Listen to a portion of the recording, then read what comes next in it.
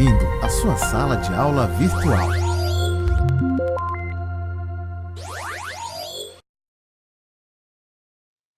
Olá pessoal, meu nome é Alex de Oliveira, eu sou professor de Geografia com licenciatura e bacharelado em Geografia pela Universidade Federal do Amapá, tenho especialização em Geografia da Amazônia. E a gente vem então aqui nesse momento, para dar início às nossas aulas aí, bem-vindos pessoal do terceirão aí, mais uma etapa para a gente poder vencer, Muito importante esse momento que vocês estão agora, que vocês estão investindo no futuro de vocês, Então a gente está aqui para contribuir com isso, para ajudar da melhor forma possível. A educação à distância ela nos permite uma grande flexibilidade, Você pode trabalhar e estudar e escolher o teu horário, Montar o teu horário de estudo, o teu horário de trabalho. Mas ela também exige uma disciplina, É necessário que a gente tenha de fato um momento, se autodiscipline para isso, para você poder passar pelas etapas, Para você poder fazer as atividades que são propostas e poder se qualificar, Concluir aí o ensino médio. Então é muito importante que vocês possam desenvolver as atividades que nós vamos propor para vocês, As atividades do caderno, as atividades do fórum, as atividades do chat, E a prova final. Então você desenvolvendo essas tarefas durante o processo, você vai ter uma chance muito melhor de fazer uma boa prova lá no finalzinho. A notação que a gente precisa é no mínimo 6. Nessas atividades processuais você já teria 5 pontos garantidos e precisaria apenas de mais um ponto na prova final. Então isso aí você já iria para lá, para a prova final, com um pouco mais de conforto. Ficaria assim, precisando de apenas mais um ponto. Então é isso que eu sugiro para vocês. Se autodisciplinem, criem um momento de estudo. Não dá para você aprender e ser avaliado sem o mínimo possível de estudo. Então nós temos os vídeos, assistam os vídeos estão bem simples, Numa linguagem bem acessível. Não entendeu, vai lá, volta o vídeo, Então isso aí ele vai te dar uma possibilidade muito maior de compreender aquilo que a gente está propondo para vocês. Então é um prazer poder estar com vocês aqui e, naturalmente, estejam sempre à mão com o material de vocês, que é muito importante, o livro didático de vocês. Vocês vão ter os módulos, cada módulo tem uma iniciação de uma página, Então, por exemplo, o primeiro módulo que a gente está vendo aqui, que é o módulo 11, sobre o mundo atual, ele vai das páginas 1 até a página 9, 10, 11, 12, vai até a página 14. Quando inicia o outro módulo, o módulo 12, da globalização, ela reinicia. Então, quando a gente propuser as atividades para vocês, vocês dêem uma olhada lá qual é o módulo e qual é a página das atividades que a gente vai desenvolver. Não deixem de fazer essas atividades, tá? Nós vamos ter um dia na semana que nós vamos nos encontrar e aí vocês vão trazer essas atividades que foram propostas durante os vídeos, Enquanto os vídeos estiverem sendo exibidos, no finalzinho eu vou falar a respeito e ainda vem escrito lá na página do ambiente virtual de aprendizagem de vocês, ok? No qual vocês vão ter acesso. Então vamos começar a nossa primeira aulinha, vamos falar sobre o mundo atual. A gente se vê então.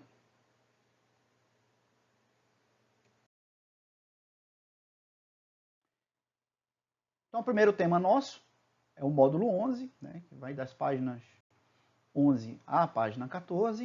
E nós vamos falar aqui nesse momento sobre uma parte introdutória. Nós vamos falar inicialmente como é que o mundo atual vem se configurando. Que eu coloco aqui na temática de vocês uma introdução sobre o mundo atual, uma melhor compreensão da nossa realidade. Qual a leitura que nós temos hoje, Como é que o nosso mundo foi, entre aspas, desenhado, Como é que ele se configura, como é que ele se forma e quais são as facetas que apresentam em sua formação. E é importantíssimo a gente poder avaliar isso, analisar isso, porque isso aí você pode ter uma leitura melhor da tua realidade e poder atuar sobre ela, Então vamos lá. E a gente inicia com uma pergunta. Por que vivemos em um mundo de tantas diferenças? Diferença de todos os matizes, tá, gente? Diferença em todos os sentidos. Então, por que existem essas diferenças?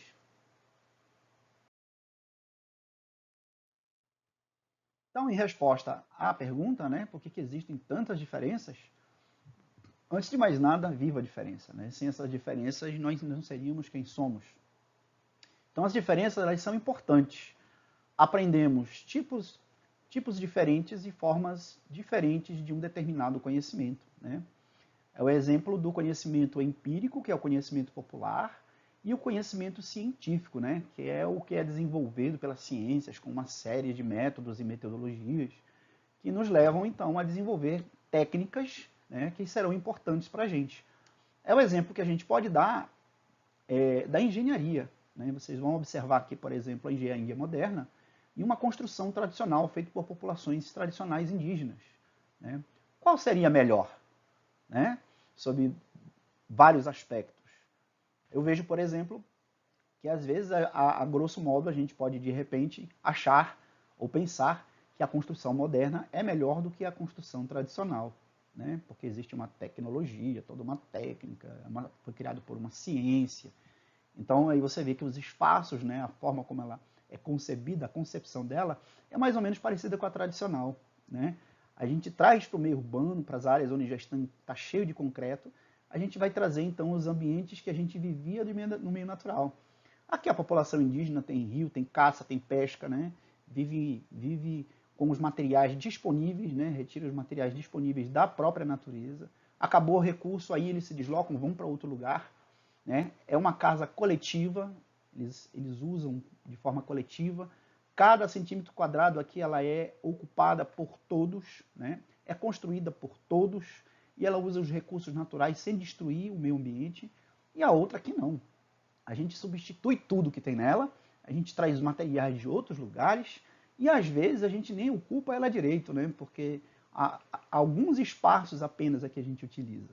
Então a gente não pode descartar de forma nenhuma um conhecimento empírico, um conhecimento tradicional, e dizer que a ciência moderna é melhor do que a forma, né, da engenharia tradicional. Então de forma nenhuma a gente pode descartar, até porque o conhecimento que tem a respeito daqui, ela originou da construção tradicional. Ela veio de outras populações tradicionais e daí ela foi construída como ciência, né? Foi constituída como ciência.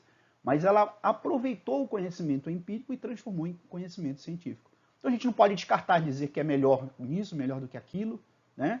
Ou que uma é melhor do que a outra porque ela é mais tecnológica. Não, às vezes não. Né? Até porque para você construir isso aqui, você precisa destruir muita coisa. Né? Os recursos naturais que você destruiu, o meio ambiente que você poluiu, e por assim vai. Né?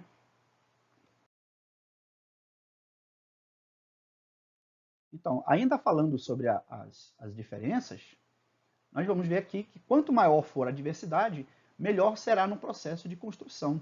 Né? Então, as diferenças elas são importantes, elas são salutares nesse sentido.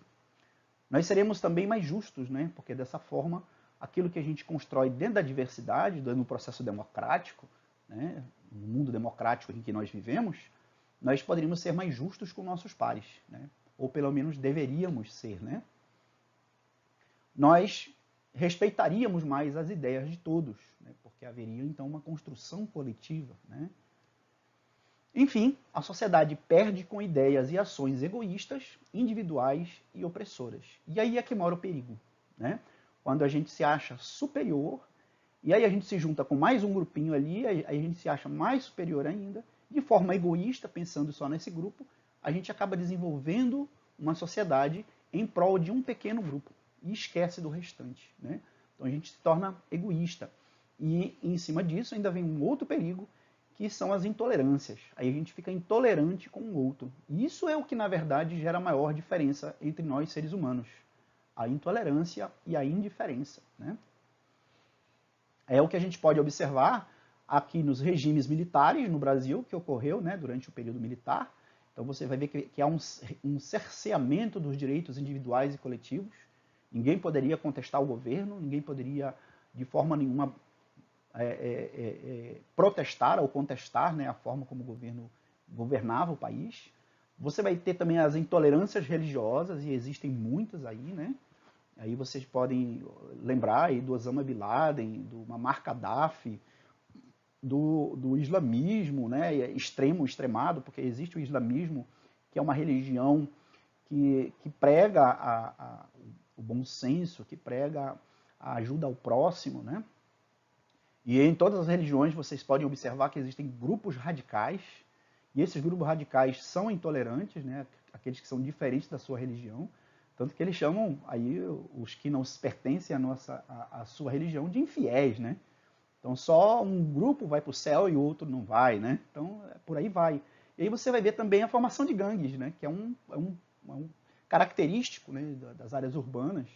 O bullying que a gente também comete, né? Que a gente por se achar diferente, por se achar melhor do que o outro, a gente acaba bullyingando o outro, né? A gente acaba excluindo de alguma forma uma pessoa ou um grupo de pessoas por esse ou aquele motivo, né? E geralmente são motivos bem fúteis, muito bobos, né? E isso é o que de fato acaba gerando maior diferença, né? Quando você se acha que é diferente do outro e por você ser diferente do outro, você é melhor do que o outro. Aí é que mora o perigo. Então a diferença é importante, ela é salutar, né? E quando a diferença ela é prejudicial? Quando ela gera exclusão, né? É o que a gente pode ver aqui, a exclusão entre raças, né? Grupos étnicos diferentes, e aí você subordina um determinado grupo a uma condição social e econômica. E aí você vê, por exemplo, os Dalits na Índia, né? Quando eles nascem dentro dessa casta, eles trabalham de forma, né, bem difícil, né? Um trabalho braçal e que exige um grande sacrifício, né? Porque são trabalhos pesados e penosos, né? E só eles praticam esse tipo de trabalho. As outras castas não se envolvem nesse tipo de atividade. Isso aí a gente pode observar, então, uma exclusão religiosa, né? Uma exclusão social baseada na religião, né? Que é cultural dentro da Índia.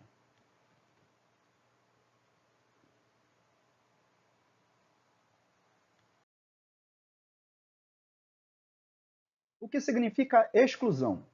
Exclusão é ação ou resultado de excluir algo ou alguém, ou de ser excluído por outrem. Apartamento, afastamento de algo ou de alguém. Restrição, isenção, exceção, não inclusão, abrangimento ou encerramento. Na gíria também é uma designação de chumbo, né? Ou de reprovação num teste ou exame. Então aí nós vamos ter também a variação dele, que é uma exclusão social, que quer dizer o distanciamento, separação de certos indivíduos por verem estes como pessoas que não se integram nos padrões sociais vigentes. Do mesmo significado de marginalização, temos o sinônimo de afastamento, excepção, expulsão, limitação, marginalização, reprovação, restrição e por aí vai. Então, toda ou qualquer forma de separar é exclusão, né? E a gente comete isso de uma forma assim muito categórica e a gente vê isso impresso no espaço, né? A gente vê isso impresso na vida em que a gente vive. Então, ainda, a diferença ou a exclusão, ela é prejudicial em alguns aspectos, né? Por exemplo, na cultura e na religião, né? Você vai ver aí o exemplo do candomblé, do sírio no Pará, ou dos hindus, né? A comemoração hindu na Índia. Então, quando você olha a priori um determinado grupo que está em uma determinada religião e que ela vive essa religião e ela demonstra isso através dos seus dogmas, através das suas missas, né, no caso da católica, ou dos momentos religiosos que a gente está vendo aqui, né? Então, a priori, uns podem achar diferentes dos outros, e vem aqueles grupos radicais que não aceitam outras religiões, né, como sendo também uma religião importante, uma religião que leva as pessoas a fazer o bem. Então, a gente, às vezes, é muito burro, né, em pensar de que isso ou aquilo vai fazer a gente diferente e melhor do que o outro, né? Aí nos leva realmente à intolerância. E a intolerância é prejudicial. Outra forma de intolerância, de exclusão, a gente vê, por exemplo, dentro entre homens e mulheres, né? Que seria a exclusão sexual, né? Onde você vai ter a diferença entre o homem e a mulher no mercado de trabalho. Coloquei aqui o exemplo do motorista de ônibus e da motorista de ônibus, né? Que aí a gente observa que são duas atividades em que ambos podem fazer, mas que algumas delas eram exclusivas no mercado de trabalho apenas para os homens. E há diferença, né? Há uma diferença gritante, por exemplo, entre o mesmo cargo que os dois podem ocupar, a diferença salarial entre o homem e a mulher. Isso aí é um erro, um equívoco muito grande em achar que os homens são superiores às mulheres em determinadas atividades, né? É um erro também. É uma falha. A exclusão através do trabalho intelectual e o trabalho braçal. No mercado de trabalho, o trabalho braçal ele é mais valorizado, né? Então você tem um ganho salarial maior do que, por exemplo, outros tipos de trabalhos que exigem força humana, né? Então você vai ver tanto na área urbana, como você vai ver na área rural. Esse tipo de trabalho ele tem uma baixa remuneração, porque eles acreditam porque existe uma baixa intelectualidade e ela é também por falta dessa intelectualidade, entre aspas, né? Então você teria uma remuneração um pouco menor em relação a isso, porque é um trabalho mais simples, digamos assim, mas que exige um esforço físico muito grande, né? Então isso a gente vê impresso no nosso mundo capitalista, né? Competições e concursos, por exemplo, a gente observa que vale só o primeiro, segundo, terceiro lugar ou o número de vagas restritas, né? Então aqueles que estão fora do pódio não ganham nada, só ganha quem sobe no pódio, né? Então você sempre supervaloriza um determinado grupo e desvaloriza os demais, né? Então isso aí é uma forma da gente observar que existe a exclusão, né? A exclusão social, a exclusão política. Aqui é a exclusão social, né? E a exclusão espacial. Você vai ver, então, dentro de um mesmo espaço, no mesmo lugar, você tem lá os condomínios, né? Ao lado de favelas. Né? Na nossa cidade, aqui na região norte, nós vamos ver aqui as áreas de ressaca, né? Que são áreas que são ocupadas por águas, né? E aí elas são menos valorizadas e têm menor atendimento do poder público. Então, aí você vê também a diferença entre os países, né? Entre países desenvolvidos, países subdesenvolvidos, países do norte, países do sul, tudo em razão de uma condição social ou de uma condição econômica. Então aí você vê nitidamente no mesmo lugar, né? Como nessa primeira imagem aqui, vocês estão vendo os prédios, condomínios e tudo mais, né? Aí você vê claramente as áreas de favela, as áreas em que são ocupadas por classes sociais com menor acesso econômico, com menor acesso político, com menor acesso educacional. Então são os excluídos, né, socialmente. E aqui do outro lado você vê também um condomínio fechado, tudo bem estruturado, muito bonitinho, organizado, e do outro lado a favela, né, a comunidade. Então qual a diferença que tem desse grupo e esse outro grupo? Se eles vivem no mesmo lugar, no mesmo espaço, pertencem ao mesmo país e são excluídos então economicamente, né? E o que provoca essas diferenças, né? O que causa tudo isso? Nós seres humanos, a sociedade, ou pelo menos uma parcela dela. Né? Então a gente causa, a gente provoca isso na forma como nós concebemos o mundo em que nós vivemos. Então é claro, é óbvio que tem algumas pessoas que trabalham mais que outras, tem pessoas que desenvolvem, tem maiores habilidades em determinadas áreas e conseguem evoluir mais do que outros. Mas muita gente também acaba não podendo fazer isso por falta de acesso, por não ter condições, né? E aí ela não evolui, ela não desenvolve. Estudar é a melhor forma de evoluir, de crescer. Se a sociedade não evolui, é porque ela não está investindo na área educacional. E a área educacional ela é fundamental.